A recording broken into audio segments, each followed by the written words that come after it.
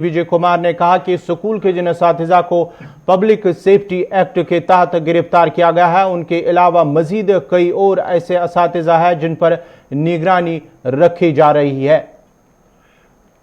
जी सनम, इस हवाले से क्या कुछ ताज़ा अपडेट हैं? जिस तरह से एक शोपियां के अंदर एक स्कूल के अंदर निजी स्कूल है, मदरसा है, जहां पर दीनी तालीम भी दी जाती है, वहां पर 3 असातिज़ा के खिलाफ कार्रवाई आज विजय कुमार की जानिब से एक बयान जारी किया गया है कि उन्हें पीएसए के तहत गिरफ्तार किया गया है। देखिए, बिल्कुल ये स्कूल जो है ये सिराजुल इमाम नामी स्कूल शोपिया का है और इमाम साहब शोपिया में ये वाक़ा है। सिराजुल अलूम नामी स्कूल है और विजय कुमार जो जी कश्मीरी, उन्होंने आज प्रेस कॉन्फ्रेंस के दौरान इसका खुलासा किया और ये भी बताया कि इस स्कूल के 3 असातिज़ा जिनमें अब्दुल अहद भट्ट है, रऊफ भट्ट है और मोहम्मद यूसुफानी है, इन्हें पब्लिक सेफ्टी एक्ट के तहत गिरफ्तार किया गया है। और साफ जाहिर है कश्मीर में पब्लिक सेफ्टी एक्ट जो है वो एंटी नेशनल एलिमेंट्स के नाम के हवाले से ही लगाया जाता है। और यहाँ पे ये भी बताया गया कि यहाँ के जो स्टूडेंट्स हैं, कुछ स्टूडेंट्स लगभग 13 की उनकी तादाद बताई गई जो मिलिटेंसी रिलेटेड एक्टिविटीज में मुलविस पाए गए हैं। ये आईजी कश्मीर की आज की प्रेस कॉन्फ्रेंस थी और उन्होंने ये भी यहाँ बताया कि चूंकि स्कूल कहीं न कहीं अपना इसका जो बैकग्राउंड है या मुंसलिक जिसे हम कहें, वो उन्होंने बताया कि जमात इस्लामी के साथ मुंसलिक है और यहाँ के जो टीचर्स हैं, यहाँ के स्टूडेंट्स हैं, उन पे कड़ी और स्टूडेंट्स हैं और टीचर्स हैं, उन पे भी कड़ी नजर रखी जा रही है, आईजी कश्मीर ने बताया। और ये उनके करैक्टर की, उनकी एक्टिविटीज की जो है वो तहकीकात की जा रही है और उनके खिलाफ कार्रवाई की जाएगी। ये इस वक्त सारा मामला जो है इसमें यह भी बताया गया कि जो याद होगा आपको लतपुरा का वाक़ा और इस लतपुरा के वाक़े में जो गाड़ी इस्तेमाल की गई थी उसके बारे में भी बताया गया कि जिसकी वो गाड़ी थी सज्जाद अहमद, वो इसी का स्टूडेंट था। ये वन साइडेड व्यू है, ये है पुलिस का वर्जन। लेकिन इसी उस स्कूल के जो चेयरमैन है उसने मीडिया से बात की है, न्यूज़ एजेंसी से बात की है, उसने पुलिस के इन सभी बयानात की तरदीद की है और सख्ती से तरदीद करते हुए उसने कई तरह के इसमें आदाद शुमार भी पेश किए हैं। एडमिनिस्ट्रेशन वहाँ की स्कूल की, उनका ये भी कहना है कि स्कूल की पहले ही CBI, CIK, IB, intelligence network, NI, MI जितनी भी एजेंसीज कश्मीर में काम करती हैं, सब ने तहकीकात की है और उन्हें अब तक नहीं पाया गया है। और ये भी उन्होंने बताया, दूसरी जो इंपॉर्टेंट मुद्दा उन्होंने बताया कि साल 2000 से लगभग यहाँ स्टैब्लिश है और साल 2000 से यहाँ 10,000 के करीब जो स्टूडेंट्स हैं वो फारिग तहसील हुए हैं, यानी फारिग इल्म हुए हैं। उन्होंने यहाँ से डिग्रियाँ की, यहाँ से पढ़ाई की है और उनमें से बहुत से लोग जो हैं जिन्होंने डॉक्टर बने हैं, बहुत से लोग हैं जो स्टूडेंट बने हैं, जो टीचर बने हैं, प्रोफेसर बने हैं, इंजीनियर बने हैं और फौज और पुलिस में भी इस स्कूल के स्टूडेंट्स जो हैं वो इस सारे मामले में उनने उसमें भी नौकरियां की हैं। तो अगर उनके बकौल अगर मिलिटेंसी रिलेटेड एक्टिविटीज वहां पे पढ़ाई जाती या इस सेपरेटिज्म का कोई सबक वहां पढ़ाया जाता तो फिर ये बच्चे जो हैं ये फिर डॉक्टर इंजीनियर नहीं बनते। 10-12 लड़के जिस तरह उनका ना कहा, यहाँ पे बताया गया कि 10-13 के करीब जो स्टूडेंट्स हैं वो मिलिटेंट रिलेटेड एक्टिविटीज में, उन्होंने उसका भी कहा कि ये 10,000 के करीब स्टूडेंट्स हों तो उसमें 10-12 तो हो सकते हैं वो मिलिटेंसी में हों या किसी और तरह से ये स्कूल का एक्टिविटीज का उन्होंने ये भी कहा। साथ साथ में उन्होंने ये भी खुलासा किया कि जमात इस्लामी के साथ उनका कोई वाबस्तगी नहीं है, वो अलग से है, वो board JNK board of school education का जो सिलेबस है उसके तहत पढ़ाते, साथ में एडिशनल में वो कुरानी इस्लामिक तालीम भी बच्चों को देते हैं और इस्लामिक तालीम उनका कहना था कि कोई गैर कानूनी नहीं है। साथ साथ में उन्होंने एक और बात भी ये कही कि जिस तरह सज्जाद का बताया गया था कि सज्जाद जो है जो लतपुरा ब्लास्ट में इन्वॉल्व था, उनका ये कहना था कि सज्जाद बहुत पहले उनका स्टूडेंट रह चुका है लेकिन उसके बाद वो वहाँ उस स्कूल से फारिग हो चुका था, वो दूसरे स्कूलों में चला गया था, इसलिए सज्जाद की किसी एक्टिविटीज को उनके स्कूल के साथ जोड़ा नहीं जा सकता। या दूसरे स्टूडेंट्स का जिनके बारे में पुलिस का यह भी कहना था कि वो मिलिटेंसी में, उन्होंने उसकी पूरी तरह से नफी करते हुए बताया कि वो स्कूल में थे, कभी स्टूडेंट रहे हैं और अब वो क्या उम्र भर उनकी एक्टिविटीज के लिए उनका स्कूल जिम्मेदार नहीं रह सकता है। ये वहां के एडमिनिस्ट्रेशन, वहां के चेयरमैन ने जो एजेंसी से, न्यूज एजेंसी से या मीडिया से बात करके बताई है।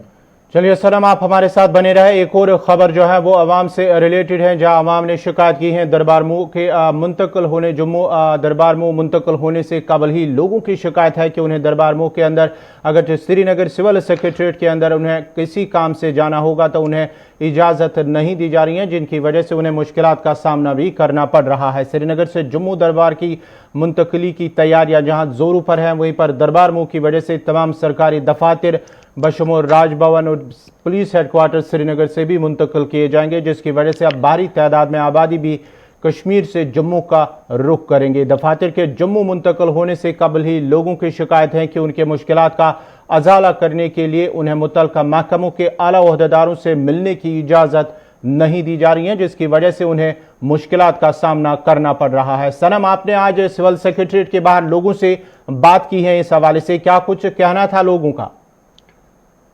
देखिए, श्रीनगर का सिविल सेक्रेटरीट या जम्मू मुंतकिल होने की तैयारी सरकार कर रही है और लोगों में नाराजगी जरूर पाई जाती है और नाराजगी साफ जाहिर वजह है। कश्मीर में आमतौर पे एक तरह से इल्जाम लगाया जाता है कि सरकार हेल्म ऑफ अफेयर्स में जो सरकार इस वक्त है, ये कश्मीरियों के साथ सौतीली माँ का सलूक कर रही है और उसकी मिसालें दी जा रही है। आज मिसाल ये दी जा रही थी कि जब इस साल विंटर में समर का सेक्रेटरीट मूव जम्मू से श्रीनगर होना था, तब ये बताया गया कि कश्मीर में कोविड है, दरबार मूव कश्मीर में नहीं लाया जा सकता है। फिर जब प्रेशर आया तो आधा लाया गया, आधा जम्मू में रखा गया और फिर टर्न कश्मीर की थी लेकिन आधा जम्मू में रखा है। और अब कोविड अब कश्मीर में भी है, जम्मू में भी है, लेकिन सरकार कोई ख्याल नहीं रख रही है कोविड का, किसी चीज का, और सरकार ये जो दरबार मूव इसको जम्मू शिफ्ट करी है। और इसके पीछे की एक और बात ये भी बताई कि इस वक्त क्राइसिस है, स्टेट में, मुल्क में क्राइसिस है, पैसे नहीं है, लेकिन दरबार मूव पे करोड़ों रुपए खर्चा किए जा रहे हैं। और दूसरी बड़ी बात, इस दरबार मूव के दौरान स्पेशल फंड्स जो होते हैं, स्पेशल ट्रैवलिंग अलाउंस जो होते हैं, वो मुलाजमीन को दिए जाते हैं। पिछली बार 25-25 हजार दिए गए थे कश्मीर आने के लिए, अब और 25-25 हजार दिए जाएंगे। यानी सिर्फ मूव के लिए जम्मू से श्रीनगर फी मुलाजिम को 25 हजार रुपए, 50 हजार एक साल में दिए जाएंगे। तो करीबन 3 हजार के करीब जो मूवमेंट होती है जम्मू से श्रीनगर, तो ये 150 करोड़ रुपए की लगभग आमदनी पैसा बनता है जो इस मामले पर खर्च किए जाते हैं। ये मोटा माटी में है, लेकिन बाकी जो मामलात हैं, ट्रांसपोर्ट खर्चा, ये एक्स्ट्रा खर्चा किया जाता है 150 करोड़ रुपए का। इन हालात में जब मुल्क में क्राइसिस है, स्टेट में क्राइसिस है, डेवलपमेंट हो नहीं रही है, जीडीपी डाउन हो चुका है, फिर भी दरबार मूव जम्मू मुंतकिल कराना मजबूरी क्या। और उसके साथ साथ एक इंपॉर्टेंट मुद्दा जो श्रीनगर में लोग कह रहे थे कि कश्मीर में सरकार की जरूरत विंटर्स में होती है, जब यहाँ बिजली नहीं होती है, जब पानी नहीं होती है, तब सरकार यहाँ रहे तो सरकार के साथ लोग अपनी बात पहुंचा सकते हैं। लेकिन इसी सेक्रेटरीट को, इसी सरकार को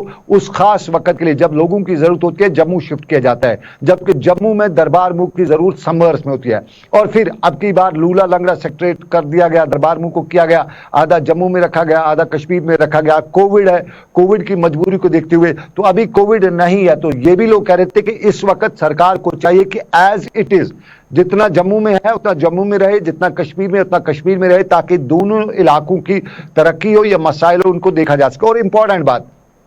सिविल सेक्रेटरीट के बाहर जो लोग हैं उनको सिविल सेक्रेटरीट के अंदर जाना होता है। सरकार ने परेशानी उनके लिए खुद खड़ा कर रखी है। पहले कोविड के नाम पे अंदर जाने नहीं दिया जाता था, बताया जाता कोविड, अब कोविड है लेकिन थोड़ा सा उस तरह से नहीं है। अब ऑर्डर है, लेकिन ऑर्डर किसको है कि जिसकी सेक्रेटरीट के अंदर किसी के साथ जान पहचान है, किसी के साथ कंटैक्ट है, इन्फ्लुएंस है, वहां से पास आता है। आम लोगों को सरकार के साथ मिलने नहीं दिया जाता। यानी सरकार जो हेल्म ऑफ अफेयर्स है, जहां सेक्रेटरीट से किसी का काम हो सकता है, किसी की परेशानी हल हो सकती है, उसको वहां मिले। और फिर दूसरी बात, यहां अंदर ब्यूरोक्रेटों पे आज इल्जाम ये भी लगाया गया, खास तौर पे जो हमारे फॉरेस्ट डिपार्टमेंट के कमिश्नर सेक्रेटरी हैं या रूरल डेवलपमेंट के कमिश्नर सेक्रेटरी, ये इल्जाम लगाया गया कि इस साल में फॉरेस्ट सेक्रेटरी जो है, कमिश्नर सेक्रेटरी फॉरेस्ट जो है, जो मैडम है, उन्होंने किसी भी फाइल को जो रिलेटिव पर्टेन कर रही थी कश्मीर से, उसको किसी को साइन नहीं किया है। सभी के फाइलें बनी हुई हैं, उसके टेबल के नीचे हैं। कुछ फाइलें उनके घर चली गई हैं, घर से गायब हो चुकी हैं,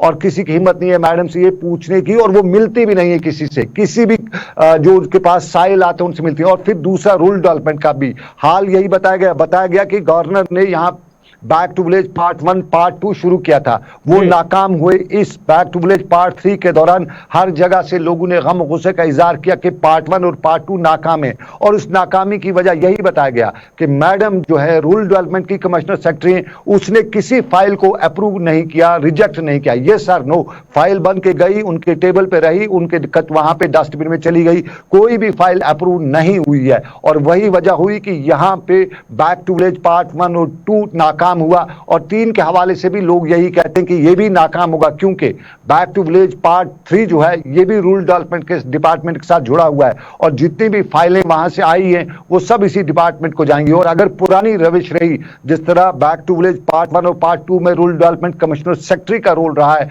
अगर वही रोल इस पार्ट 3 में भी रहता है तो फिर कोई फाइल जब पास होगी नहीं तो पार्ट 3 कैसे पास होगा। सरकार का, गवर्नर एलजी मनोज सिन्हा का, जो खुद जमीन पे पहुंचा है, लोगों से मिला है, बड़ी कोशिश की कि वो सरकार को ग्राउंड पे पहुंचाए, लेकिन सेक्रेटरीट में बाकायदा तौर पे मनोज सिन्हा जो एलजी जम्मू कश्मीर के, उनकी इस बैक टू विलेज पार्ट 3 को नाकाम बनाने की खुद सरकार की ब्यूरोक्रेसी के लोग कोशिश कर रहे हैं। सनम, जिस तरह से अब वादी कश्मीर के अंदर लोगों की शिकायत है कि जब जम्मू ये मुंतकिल होगा तो वो क्योंकि विंटर्स आने वाले हैं तो जम्मू के अंदर भी लोगों की यही शिकायत होगी कि वहां पर भी लोग जो है वो मुश्किलात के शिकार हो सकते हैं। बिल्कुल बिल्कुल गौहर वहां के लोगों को, लेकिन इस वक्त आधा उधर है आधा इधर है जी। अगर 18-40 डिपार्टमेंट्स हैं, 20 जम्मू में फंक्शनल कर रहे हैं, 20 कश्मीर में कर रहे हैं, तो दोनों लोग, कश्मीर के लोग भी कहते हैं कि जम्मू में जैसा है वैसा वहीं पे रहे, क्योंकि ये विंटर है, कोविड है, और कोविड में ज्यादा परेशानी कश्मीर में हुई भी है और हो भी सकती है आने वाले विंटर्स में। नमूनिया वगैरह जितना भी है वो सब केसेस ज्यादा कश्मीर में होते हैं। N1H1 कश्मीर में हुआ है, और कोविड की पहली बड़ी मार जो कश्मीर में पड़ी, इस वक्त मार जम्मू में पड़ रही है। लेकिन लोग ये कहते हैं